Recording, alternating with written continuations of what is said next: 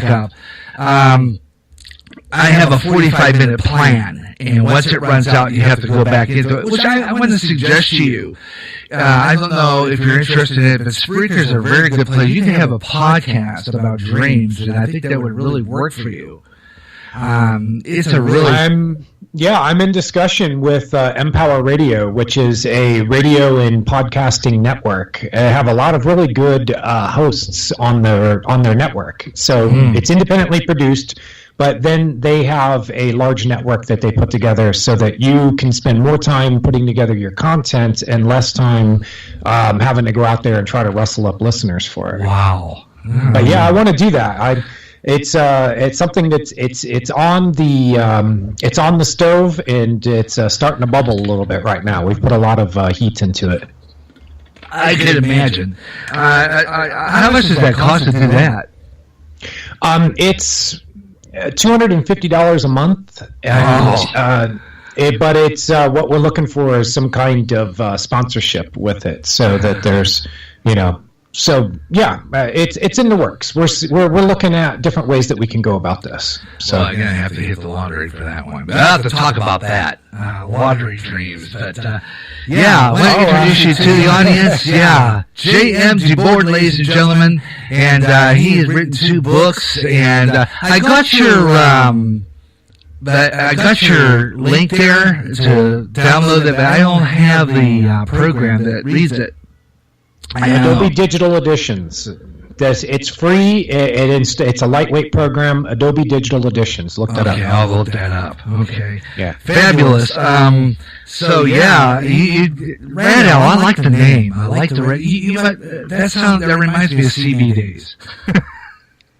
A friend of mine used to remember back in the days when you had pagers. A friend of mine remembered my phone number by seeing how it spelled out, and it was Rat Owl, except for he called me Sad Owl, and I was like, no, I'm not going to be Sad Owl.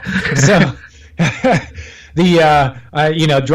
drop one letter down in the alphabet, you come up with an R, I go Rat Owl. Yeah. So it worked out pretty well, especially for the line of work that I'm in. Dreams are kind of I don't want to say radical in the sense of, it's like anarchist, totally radical kind of thing, but it's rad, it's a really cool subject. And people really respond strongly to it because we all dream.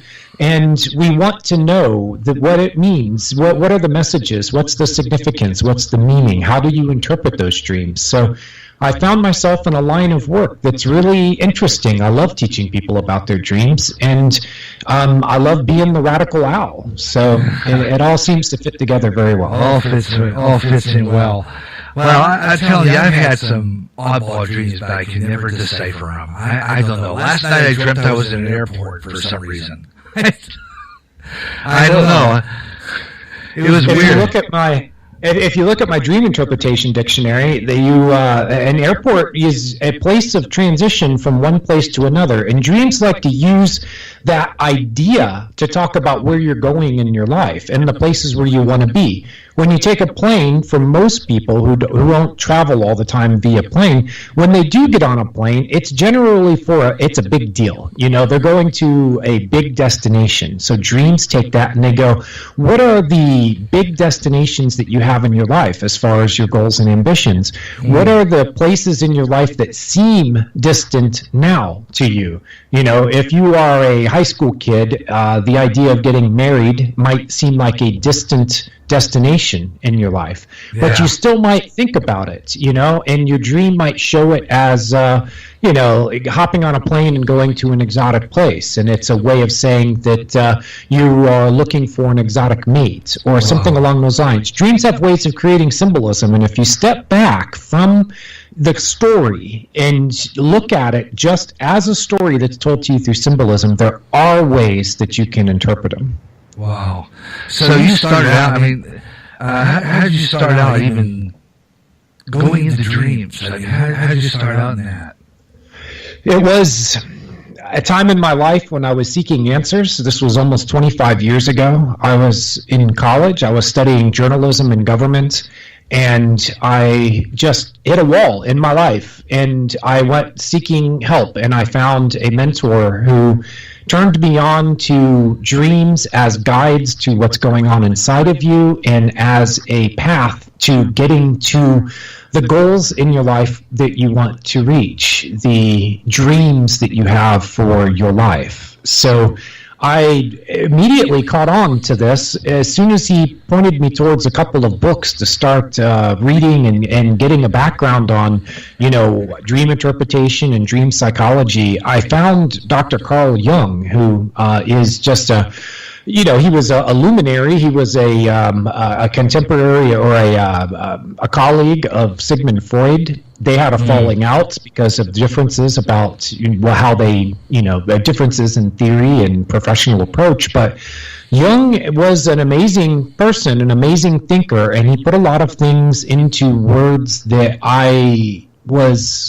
it really just amazed me. So I delved into dreams. I did it personally, just basically for myself, for about the first 15 years. And then I met my wife, Lisa, and back then we were just starting to date, and she was telling me about these incredible dreams she was having. And I did my best to reflect back to her what I was seeing in those dreams, and it ended up making sense to her, and it ended up helping her during a time of transition in her life, a time of great change for her. And her dreams were showing her where she had come from in her life, where she was at presently, the challenges, issues that were facing her, and then how to move ahead, and what could be, what was possible for her in the future.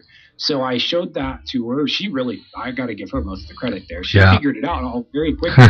And I realized that, I could explain this subject in a way that was thorough enough to do the dream justice and really get the significance and meaning out of it. But it was simple enough that anybody can understand.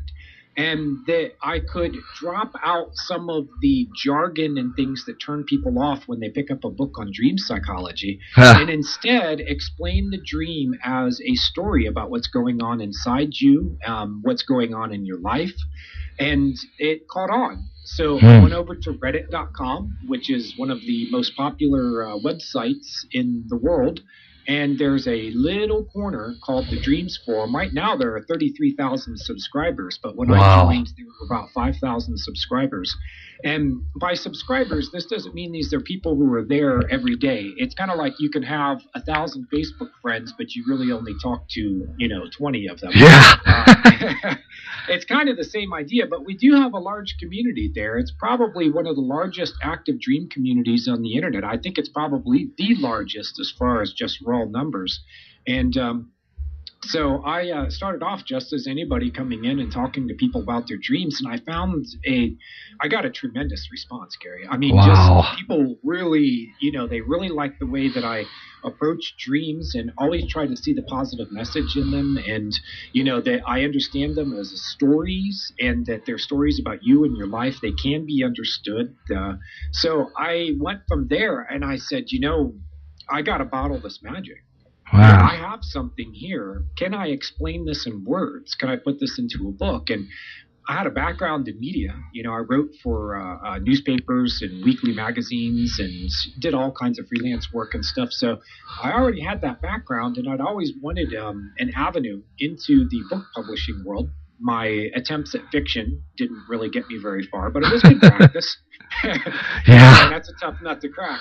But the nonfiction route really opened up doors for me, because I found an agent, my agent found a publisher, and Dreams 123 came out, and that's what got me on Coast to Coast AM the first time. Yeah, and I was listening to that last night. That was your first interview on your blog. I was listening to that one last night, just to kind of I listened to other interviews. This is my first real one, so I needed to feel better about it, and a little nervous. So I thought, I want to listen to other interviews. I had the recent one you did on August 11th, because Coast to Coast has a YouTube channel, and a lot of times if I miss Coast to Coast, I'll listen to it on YouTube the next day. Yeah. So, until they take it off, because YouTube is picky about copyright, and they like to take. They sure are. And any big national program like that is going to have lawyers who are looking for anyone that is, because Coast to Coast offers their own Coast Insider service. Yeah, and if people who subscribe, they want people to subscribe to it and pay for it, because otherwise, if you can just get it all for free. I would love to do that, though. I love to get in here. I want to do that Insider, because I don't know if that's the way to get to George Norrie and actually get to talk to him, but I would love to just be part of that Insider. George is a popular guy. He's got his radio program 4 hours, 5 nights a week, and then he's got his a television show, Beyond Belief, and I know he does appearances, and he is on other radio programs. Yeah. He will be a guest for other radio programs, so I imagine that this guy is probably going, 12 or 14 hours a day, 5 or 6 days a week. Yeah, his affiliate here is WOC Talk Radio 1420 in Davenport. And I would like to see him come to the Quad Cities. This is part of the Quad Cities where I'm at, Clinton, Iowa. It's about 41 miles north of the Quad Cities, north of Davenport. So this is like part of the Midwest, the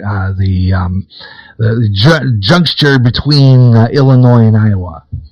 Oh yeah, that's as Midwest as it gets, right there. Yeah, yeah. I was kind of gypped on Monday of that eclipse. I was kind of disappointed because I didn't get nothing out of it.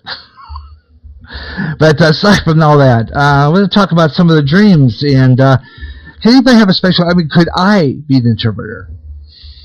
Anyone can. In fact, you are the best interpreter of your dreams. And when you help other people with their dreams, what you're really doing is trying to remind them of what they already know, because they create the dream in their own mind, deep in their own mind. So they already know what it means. They know what all the symbolism means. It's just what you do as an interpreter is really what you're doing is you are jogging their memory. So yeah, anyone can interpret dreams. Wow, yeah, because I know my wife will tell me dreams that she's had, and I couldn't sit there and really interpret it, but they were interesting. Can you, if you have a dream you want to talk about, I'll be glad to offer my ideas on it. Well, like I said, I remember some of mine, but then again, I'm thinking about, I have a small little ledger book, keeping it by the bed with a flashlight and writing it down. But in the middle of the night, sometimes I'm like one of those people who are kind of dazed and confused and trying to stumble to the bathroom, kind of thing. So it's like Well, let me give you an idea, a little piece of advice after many years of interpreting, my own dreams and practicing dream work. Is what I think is more important than interpreting the dream like a psychologist is to understand the dream as a story, and that you are like the viewer, but also the participant in the story. It's like a movie where you are the writer, you are the director, you are the actors, you're the set director, you're the costume director, you are doing everything. You're creating a virtual reality simulation that you experience in a fully immersed state. Your feelings are involved with it. You don't realize that you're in a simulation. You don't realize it's a dream. So the most important thing is to look at it as a story and to follow along with it like the plot of a story, and think about it the same way. If you and your wife go and see a movie and you come out and, you're talking about the movie on the drive home or whatever, and, you'll talk, what do you talk about? Well, why did this character do this? And why did that character do that? And, why did the movie go this certain direction in its plot? And you can do the same thing with your dream. You ask yourself, like, well, why am I in this airport? Am I here to take a flight? Well, if I am, where do I want to go? This is all symbolic and figurative. So it means I want to go somewhere in my life. In the movie, when the, Iowa farm boy or girl gets on a plane and flies to New York City, it's because they have some kind of big plan for their life. Yeah. That's the big city. That's where the jobs are. That's where the people are. That's where the fame and the glory and the fortune and everything else is. So when you have a dream like that, you can ask yourself, well, what is it that I want to do? That, why am I on this plane? Or let's say you can't get on the plane. Gary, I had a series of dreams about trying to get to Paris. Oh. And this was a recurring theme. And it was always, the dreams, the stories were different, but they often involved things like, here is one. I was late to the airport because my dad was driving me there in a taxi.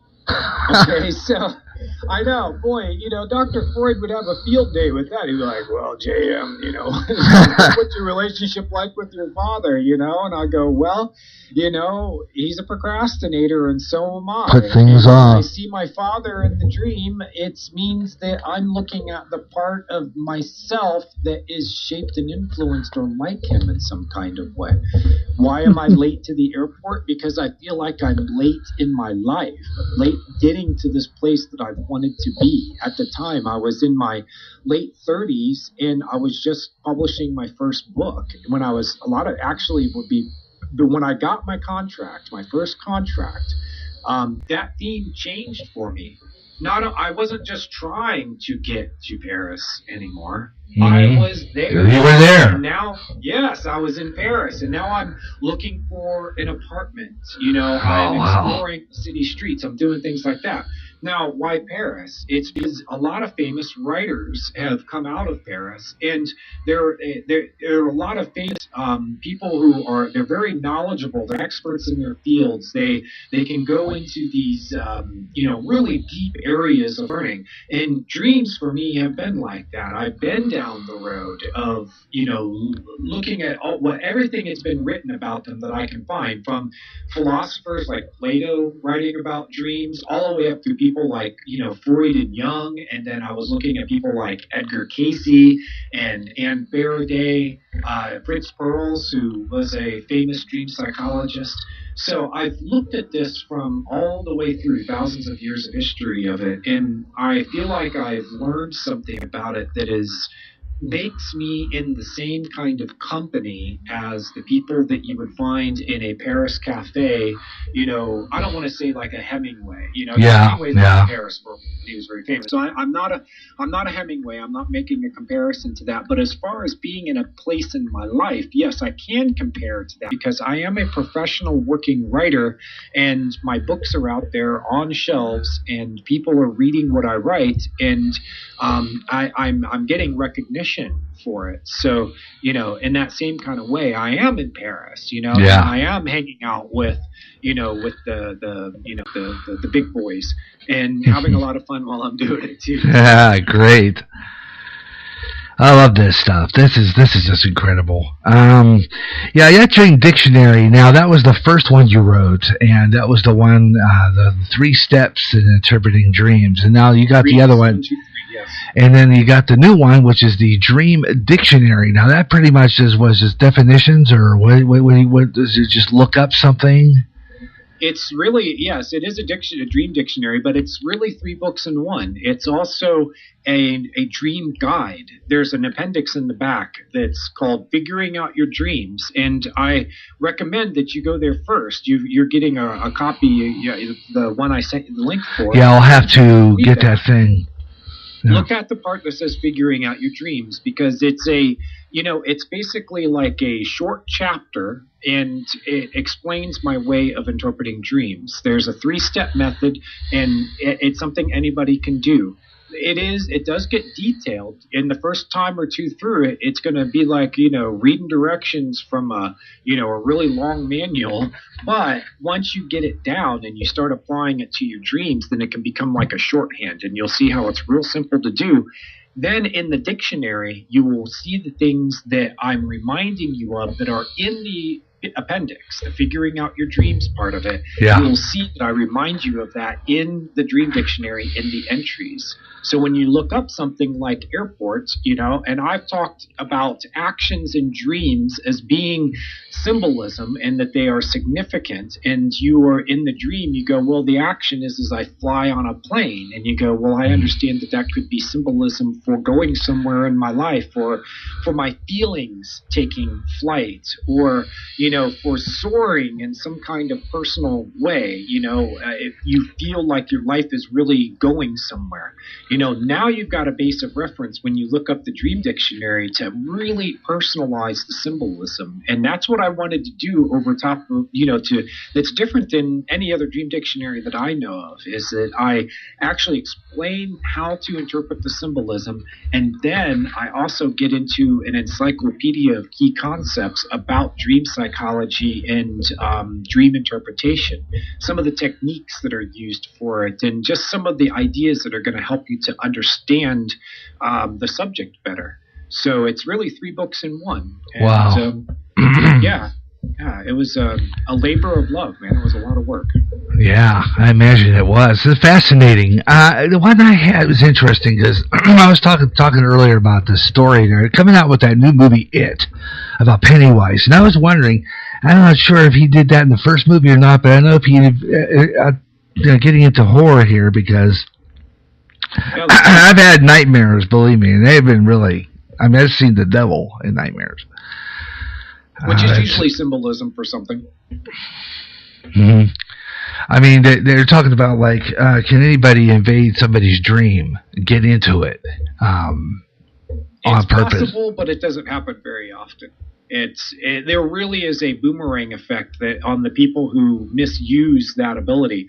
Now, I know people who can they can leave their body in out-of-body experiences. They can see themselves from a third-person perspective, and they can go traveling out there in what some people call it the astral plane, or the ethereal plane. And I was told never to do that. Of these planes, there are many, many dimensions. We can only perceive 3 of them, but mathematics and physics has shown us that there are 10 or 11 dimensions. So that means that there are, 6 or 7 dimensions, or 8 dimensions that we can't even perceive. We do not have the sensory equipment built into our bodies to be able to perceive it. So people can leave this ability to astral project was something that I was skeptical about, but I'm always open-minded to learning things. And once I really delved into, I found sources that I trust, including personal sources, people that I know, and I could say, what is this like for you when you leave your body and you're in a dream and you go and you see other people who are dreaming, and you can kind of peer into their dreams, and then you see other dreamers who become aware of the fact that you are aware of them, and then interact with you in a very straightforward way. A dream tends to be very surreal. You have the logical, linear, skeptical side of your mind is turned off while you're dreaming so that you can fully participate in this fantasy that you're creating for yourself. But it's not just something that's going on in your own mind. It's not just the product of brainwaves. Those reflect the state that you're in, which is in almost like a deeply hypnotic state where you have agreed that you are going to turn off the skeptic in you, that you are going to participate in this story willingly. But for people who can astral project, they're going into that same state, except for they are fully conscious and awake.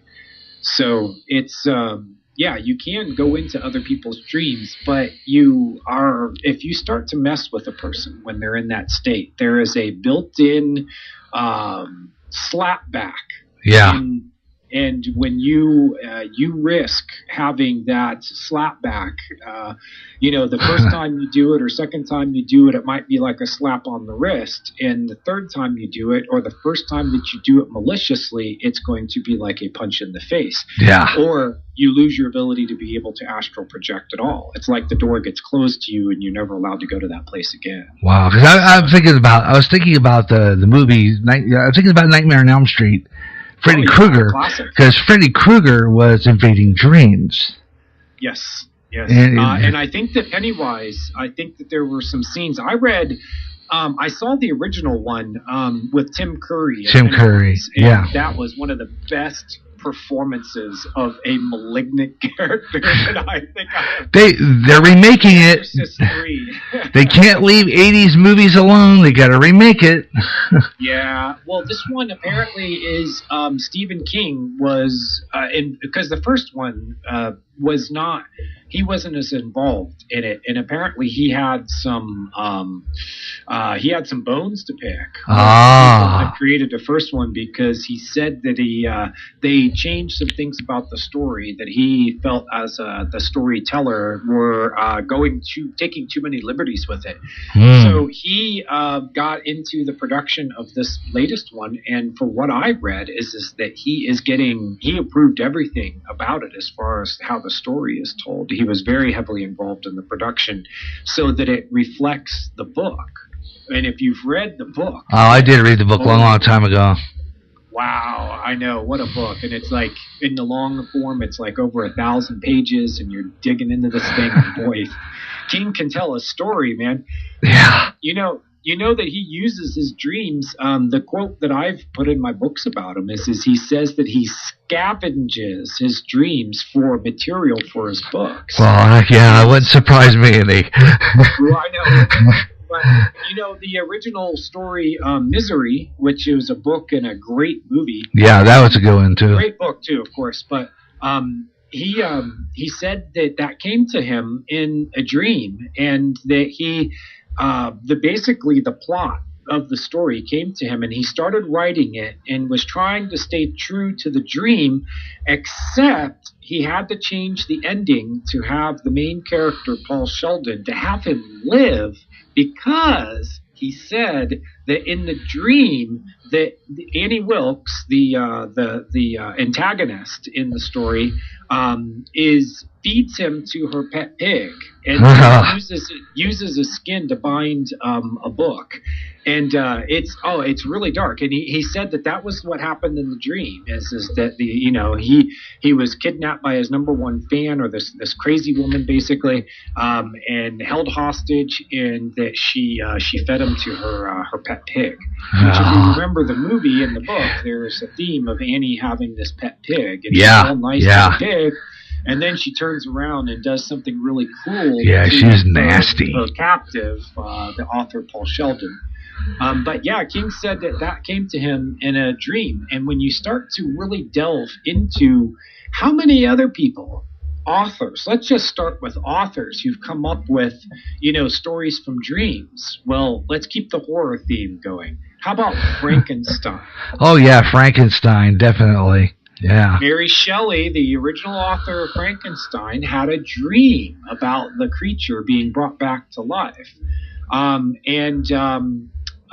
Dr. Jekyll and Mr. Hyde, Robert Louis Stevenson. Yeah. He had a dream about the doctor who changes into this dark, scary character of Mr. Hyde. So that came directly from a dream too. There are a lot of examples in literature of stories that are in part or basically wholly based upon the dreams of the authors. Now, that's an interesting one. The Christmas Carol, one of my favorites, as a matter of fact. I play the radio drama every year, the old radio broadcast. It's fabulous. Is he dreaming there with the three ghosts? If I remember right, that story came to him in a dream. I might be wrong on that, but yeah, he has a. Wow, I'm trying to remember. Charles Dickens. Dickens. Is he in the character? Is he in a kind of a hypnotic fugue state, or is he dreaming when the ghosts come to him? I think he's dreaming when the. And kind of an out-of-body experience, even almost, because. Yeah, it's more like his spirit gets taken away to show. Okay, but that is kind of the state that you were in when you are dreaming. Is that you are in this sort of between state. You're it's like you're in your body, except for you're not restrained by normal, like obviously body can't just float over the city and look in people's windows and see what they're doing on Christmas Eve, So you are kind of in spirit. And in the dream world, it's the same way. You can walk through walls, or you can fly, or you can step into a fire and not be burned. It all depends on what you believe at the time. The dream reacts on the fly, and it's able to create a reality for you to be able to experience yourself in a different way than you are when you're awake. Wow. I've had dreams of being a cop. I had a dream one time I was a cop and I was shot. Let's see, there's a couple of other ones that I've had, but that one kind of stands out. Why don't we start there? I have an entry for police officer in my book, and in the Dream Interpretation Dictionary. And if you begin with the role that you're playing, and think figuratively about it. What do cops do? What do police officers do? Well, for one, is they arrest the bad guys. Mm-hmm. And that could be, you could dream about being a cop when, let's say, you're trying to stop yourself from a bad habit. And you dream about being arrested by the cops, or you are stopping yourself from swearing or something like that. And so you dream about yourself as a cop, or in something involving the police, because what you're trying to do is restrain yourself in some kind of way. You're trying to arrest a habit. You're trying to determine who's right or who's wrong. Okay. If you have a dispute with your neighbor about, and it gets heated, and it's about something, where's the fence line between your properties, and you can't agree among yourselves, well, what are you going to do? You're probably going to call the police and have them come and settle the dispute. So, and tell who's right and who's wrong.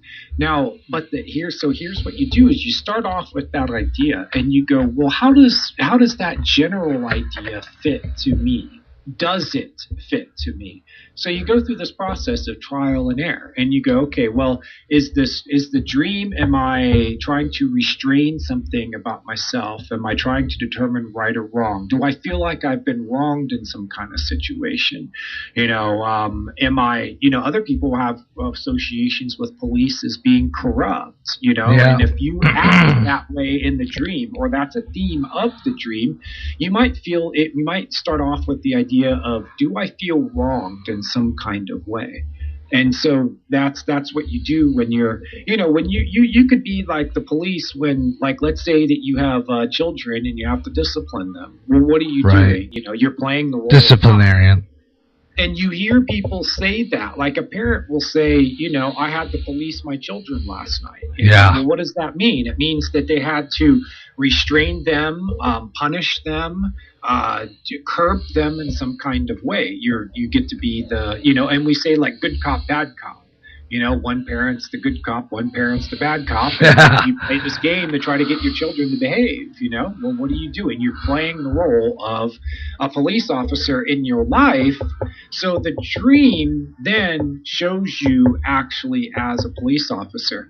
Here's an example. A guy came to me at Reddit, and he had a strange dream for him. He thought it was strange. He goes, I had a dream that I was a cop, and I was dressed in the outfit and everything, and I'm responding to a crime. I see somebody commit a crime, and I decide not to do anything about it. I let him get away with it. Oh. So he's thinking, is there something ethically wrong or morally wrong with me? Is this something where I failed the test? And all what we started looking at just the general idea, like what was something you saw that was wrong and you overlooked it. And when he thought about it in that simple general way, he got it right away. He goes, the night before the dream, I was at a licensing test for my profession. One of those big tests you take where you report to, the county seat, and they put you in a room and you pay a bunch of money and you take this really important test. And he said that he saw someone who was blatantly cheating on the test, and he decided not to report the person. He had to make a decision because he thought about it. He goes, well, I should report them for cheating. And then once he hashed everything out in his own mind, he said, all right, well, that's on them. I'm not going to be the person who turns them in for this because that's not my responsibility. So the dream turns it into, I'm a cop and I overlook a crime. It's exaggerated, but it fits.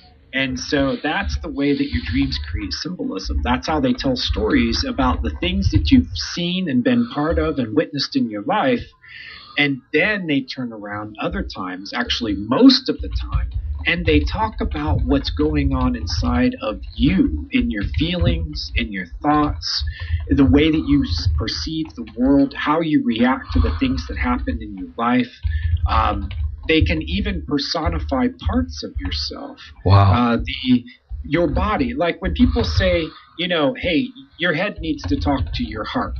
In other words, you are being irrational and you need to bring in more of your head, more of your rationality into this, right? Well, your dream can actually take that. That goes on as you sleep, Your mind talks with your body. Your head talks with your heart. Your body communicates to you. There's all these processes that are going on as you sleep. Your cells rejuvenate. Your memories are processed. Your emotions are released.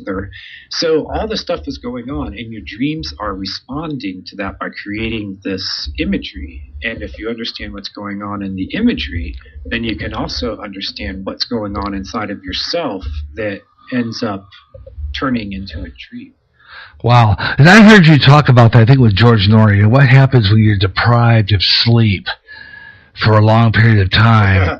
Yeah, well, there's a reason why it's against the Geneva Convention. Sleep deprivation is against the Geneva Convention. And the way that I understand it is that down in places like Guantanamo and Abu Ghraib and places like that, these torture centers, they would allow them to fall asleep. But as soon as they started to get into the dreaming state, and you can see it on a person's face, they go from being dead asleep to like their faces started to get active and their eyes move around and stuff like that. And what they would do is they would like blast them with a fire hose to wake them up as soon as they started getting a little bit of sleep. Yeah. So they would continue doing this for weeks, and that will drive a person insane. It can even kill them. Their body will lose the ability to regulate the body temperature. So then they end up like dying of hypothermia. And they're like, well, what? The sun was 60 degrees. They were naked and wet when you put them in there. And they're like, well, they shouldn't have died. These are like the excuses that, CIA and stuff have given them for killing some of the people who are in their custody through these long-term deprivation sort of things that they've done to them. They would torture these people for weeks, and then they die, and they go, oh, well, how did that happen? So anyway, that was part of what they would do. It's against the Geneva Convention to deprive someone of sleep because it's recognized as a basic medical necessity. I mean, you might as well be sticking their head underwater. Yeah, well, that was what they were doing too. Sleep for days and weeks at a time. Most people can handle a few days. You get up to 4 or 5, and you can really start to have weird things happen. Most people will start to hallucinate. But basically what happens is you start to dream, but you're awake. That's a lucid dream, isn't it? No, it's a hallucination. Okay. It's what the way that most hallucinations originate is it comes from the dreaming part of your mind, except for it is activated while you're awake. And that function of your mind, what happens is that you have what you are seeing and experiencing consciously while awake, but there's an overlay of stuff that is dream material. So you're seeing dream imagery, and it's over top of your everyday reality. It's kind of like that augmented reality on Pokemon. People put their phone on their camera, and they see this digital image of something that, it's like, well, there's the street corner, and now there's a big green monster there or whatever it is, and they can look through and it looks really freaking real. Yeah. So it's kind of the same thing. You are awake, except you are dreaming, and it's completely realistic to you, and you're seeing it, and it's a hallucination. And this will happen for most people after 4 or 5 days. It depends on the person, of course, of no sleep. Then you will start to see things. They found out recently that it's schizophrenia, the full-blown schizophrenia with hallucinations and delusions and stuff. Yeah. This is because that part of the dreaming part of the mind, that function, it kicks in while they're awake. And they become it becomes hard to tell what's reality and what's not. So the schizophrenic when they start to question that, and they don't understand what's happening to them, and then it's almost like gaslighting. They drive themselves crazy because they know that they're detached from reality in some kind of way. It's just that what's happening is something that's beyond their control, which is they are dreaming while they're awake. And one of the things that schizophrenics have in common is long-term sleep deprivation. Wow. They're insomniacs, not all of them. But this was something that was found to be it was significant. And in this, when you look at thousands of cases of schizophrenia and you start looking for commonalities between them, one of the things that was found is that they don't sleep well. They don't sleep enough. And if you do that over a long, long term, I know people who need 7 or 8 or 9 hours of sleep. Sometimes I need 12. They're lucky to get 5, because by the time they get up at 5 in the morning to go to work or whatever, and they're up until at least 11 with their kids, and then they lay down and they try to get themselves to go to sleep, and they're doing this over and over again. Some of them are up into the night; they just can't fall asleep. And what happens over the long term? They've shown that there are a few things such as weight gain. Your body doesn't have a chance to run in these full processes that it needs. And people who are sleep deprived, they end up gaining weight. They become moody and irritable, and they're more easily distracted, and it takes them longer to learn something new. But people who are well rested, they get the opposite effect. They take in information readily, they have more focus and more clarity. They're usually on average they weigh less, they're more slender. So yeah, it's crazy. So man, there's a lot of reasons why you need to sleep, man. And if anybody listening out there, please, if you have trouble sleeping, man, look up like 10 good sleep habits online or whatever. Like there's good advice. You'll find out that there's something that you're doing that you could be doing something that is keeping you awake and depriving you of the sleep that you need. Wow. Yeah, and that's interesting, because I was doing some stuff for this show. Now, I call this Way Out There only because I kind of dedicated it to Coast to Coast, kind of like Coast to Coast, only I call it Way Out There. And the name that you had for it, Way Out There, okay. Yeah, the strange. I talk about UFOs and stuff like that. I've had dreams of that too. But let's see. I was talking about lucid dreaming. That's what I was going to get at. Because I was wondering how you lucid dream, because I've tried to do that and it doesn't work. Well, lucid dreaming is the graduate work. You really need a base of remembering your dreams, which it sounds like you're making an effort to do that. That's really the first thing. Anyone that wants to work with dreams, this is step one. This is the first thing you got to do. So you go about remembering your dreams, and that will really get the ball rolling for you. Wow. Okay. That's anyway. I find this is an interesting thing. I know you got about maybe 11 minutes left. Sorry, lucid dreaming. 11 minutes left. How long can you stay? I didn't answer your question. Oh, I'm sorry. Go ahead. I got off track. you were asking about lucid dreaming, and it is the graduate work of, you need to just do basic remembering and interpreting your dreams. And once you've done that, then you program your mind to become aware of that you are dreaming. Almost anyone can do this, where you recognize it's a dream. And people who really get into lucid dreaming, what they'll do is they'll have a trigger for them.